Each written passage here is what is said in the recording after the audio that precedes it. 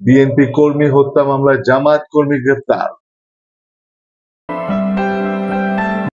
ঝিনাইদহের মহেশপুরে গাছের মালিকানা নিয়ে দ্বন্দ্বের জেরে বিএনপি কর্মী জাফর আলী হত্যা মামলায় ২ নম্বর আসামি জামায়াত কর্মী আমির মাতব্বরকে গ্রেফতার করেছে পুলিশ।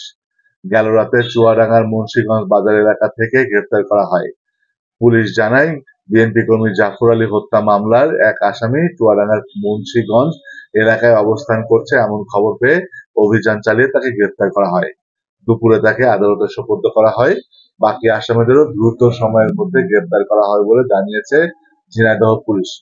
উল্লেখ্য, গত ২০ মার্চ রাতে ঝিনাইদহের মহেশপুর উপজেলার সামান্তা গ্রামে বিএনপি কর্মী জাফর আলীকে বাড়ি থেকে ডেকে নিয়ে পিটিয়ে হত্যা করে জামায়াত কর্মী আব্বাস মাস্টার ও তার লোকজন। এই ঘটনায় পরদিন নিহতের ছেড়ে বাদী হয়ে ১৩ জনকে আসামি করে মহেশপুর থানায় একটি হত্যা মামলা দায়ের করে।